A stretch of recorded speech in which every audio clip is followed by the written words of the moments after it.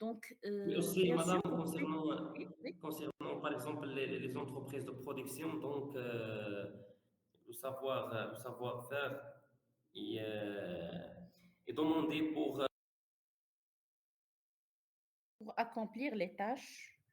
oui, Oui, donc très bien, voilà. une personne compétente, donc il peut faire, Elle peut valoir euh, beaucoup plus qu'une personne qui dispose du savoir-être. oui. Et Très on a bien, vu voilà. aussi que le savoir-faire est misérable, valorisable par les diplômes, Oui, les certificats et aussi l'expérience. très bien, voilà. Oui, c'est En très bien. revanche, le savoir-être, donc, il est une équipe, donc essentiel pour la communication, pour Oui, gérer le conflit, pour donc c'est une source de motivation. très bien. Il est essentiel pour le respect entre les membres de l'équipe. Oui, donc c'est par exemple surtout pour les managers, les chefs d'équipe, les responsables. Donc c'est pour un petit peu motiver l'équipe, communiquer avec l'équipe, partager des points de vue, déléguer les travaux, encadrer le travail. Donc ça, donc dans ces postes-là, ça nécessite à la fois le savoir-faire et le savoir-être. Bien sûr, ces personnes-là, ce sont des personnes qui disposent d'une expérience. Donc le savoir-faire, il est évident. Mais bien sûr, ces postes-là, ils sont surtout très sensibles au savoir-être. Donc voilà, donc Donc, il y a les deux facettes. savoir, Oui, donc le savoir-être, il est essentiel dans les domaines qui nécessitent la collaboration, la le travail en collaboration, oui. équipe, qui nécessite une bonne communication, Une bonne un communication. bon écoute. Et même aussi en haut de la hiérarchie. Il y a la hiérarchie de l'entreprise. Quand on arrive aux responsables, aux chefs de service, chefs de division, la direction générale, là aussi, le savoir-être, il est très important parce que l'échange, la communication s'effectue ici, dans le sommet de l'entreprise et bien sûr l'exécution, c'est en bas. Donc l'exécution, c'est surtout relié aux compétences ou bien au savoir-faire et le haut de la hiérarchie, il est bien sûr dépendant et relative au savoir-faire et savoir-être à la fois. Donc, bien sûr, ça peut dépendre et ça peut différer selon les métiers. Ça peut être sensiblement différent selon les métiers, selon l'exécution de tâches, comment elles s'effectuent. Mais bien sûr, on peut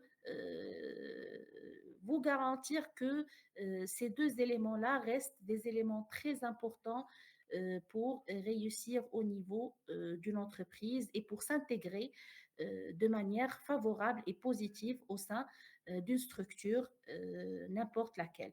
Donc, Madame Naïma, est-ce que aussi vous pouvez partager avec nous un petit peu quelques idées relatives à ce sujet?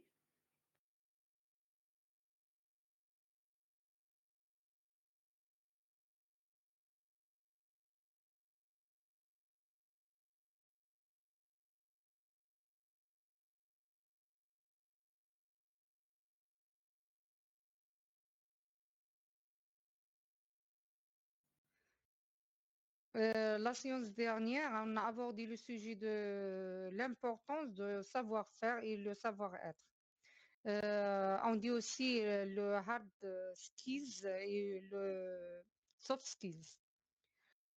Pour le Oui, savoir-faire, c'est les compétences techniques et il désigne la capacité à exécuter des tâches spécifiques liées à un métier ou une fonction.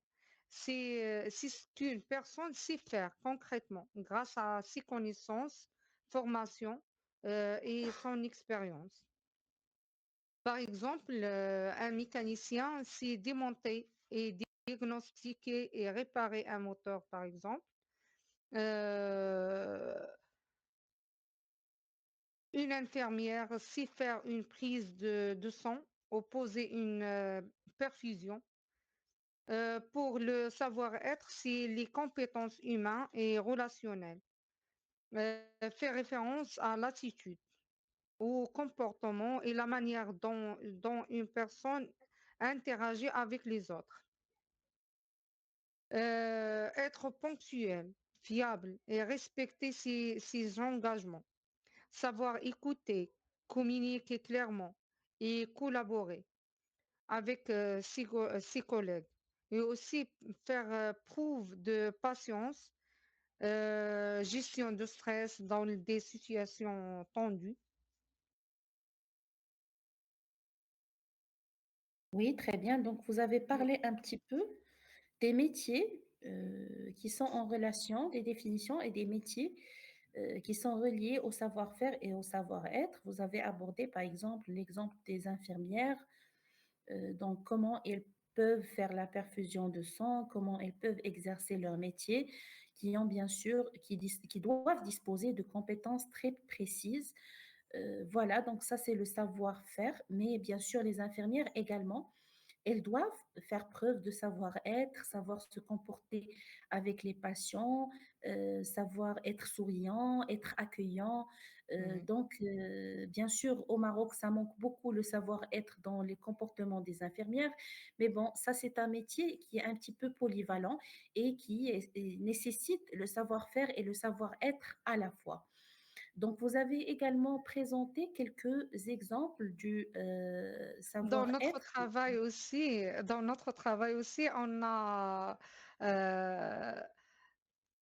on a, on dit quoi?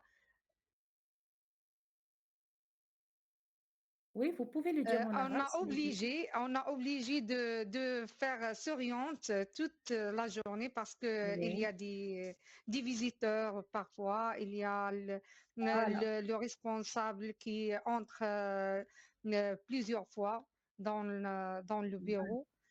Il me faut que pour réagir par un sourire, très bien.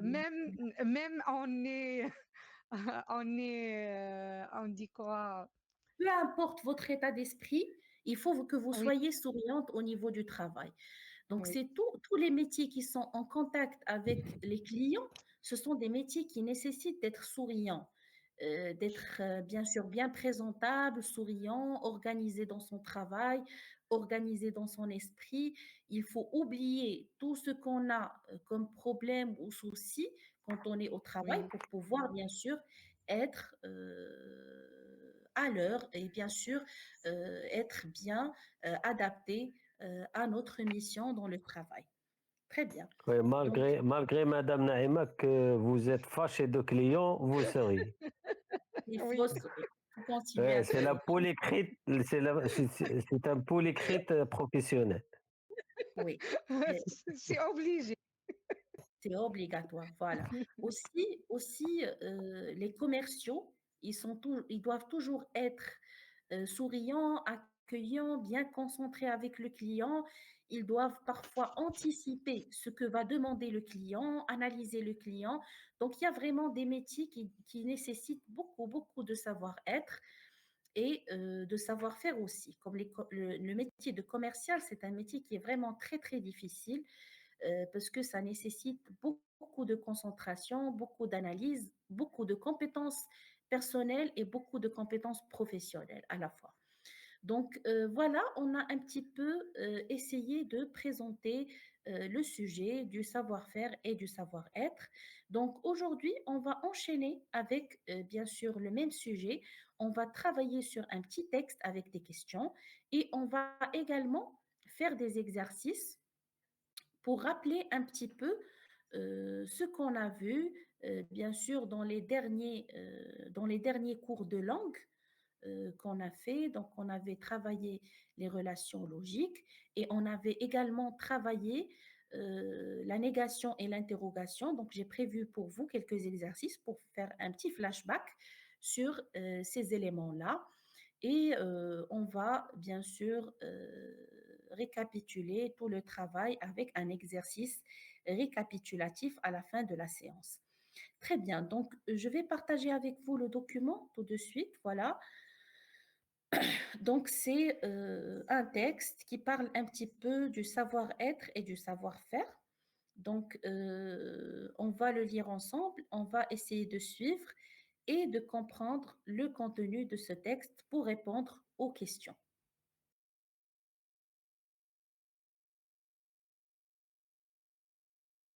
Donc voilà, c'est bon, vous avez reçu maintenant le texte aussi sur votre groupe WhatsApp. Donc voilà, je vais commencer la lecture. Donc le savoir-être et le savoir-faire. Donc le savoir-faire désigne les compétences techniques et pratiques qu'une personne maîtrise dans un domaine spécifique. Il s'agit des connaissances acquises par l'apprentissage, la formation ou l'expérience professionnelle. Par exemple, un menuisier qui sait fabriquer un meuble ou un informaticien capable de coder un logiciel démontre un savoir-faire. Ce type de compétence est souvent mesurable et observable à travers des résultats concrets. Le savoir-être, en revanche, regroupe les qualités humaines, les attitudes et les comportements qui facilitent les interactions sociales et professionnelles. Il inclut des traits comme la politesse, l'écoute active, l'adaptabilité, la gestion des émotions ou encore le travail en équipe. Par exemple, un employé qui reste calme sous pression ou qui communique efficacement avec ses collègues fait preuve de savoir-être. Donc, ces deux dimensions sont complémentaires. Un professionnel compétent techniquement, savoir-faire, mais incapable de collaborer ou de s'adapter, savoir-être, risque de rencontrer des difficultés. À l'inverse, une personne dotée d'un excellent savoir-être, mais manquant de compétences techniques, peut ne pas répondre aux exigences d'un poste. Les employeurs valorisent donc un équilibre entre ces deux aspects pour garantir une performance optimale. Donc voilà, donc c'est le texte bien sûr que j'ai choisi de partager avec vous aujourd'hui. Ça parle un petit peu du savoir-faire qui est défini comme étant des compétences techniques, pratiques, relatives à un domaine précis, يعني واحد المجال العمل défini.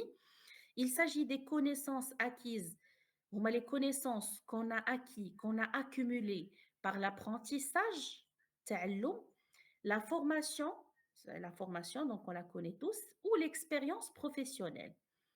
Donc on a donné l'exemple de menuisier, نجار, et aussi on a donné l'exemple d'un informaticien et on a dit que leurs résultats, on peut les observer, ça veut dire les voir, ou bien les mesurer à travers des résultats concrets.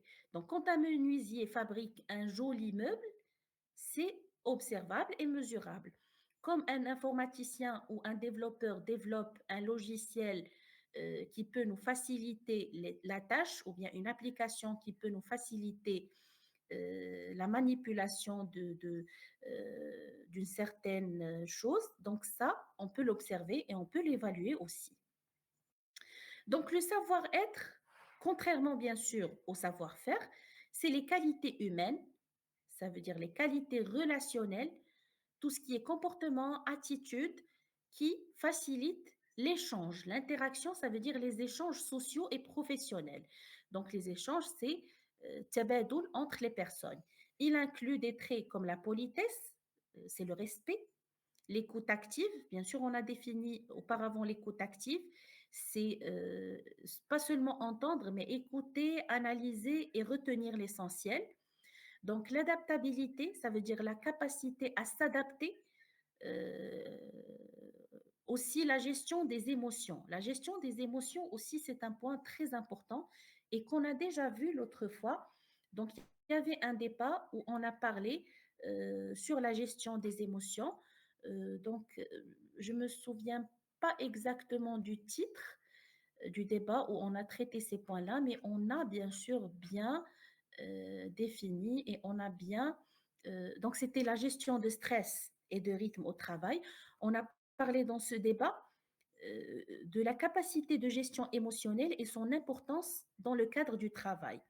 C'est-à-dire que quand vous êtes sous pression et vous arrivez à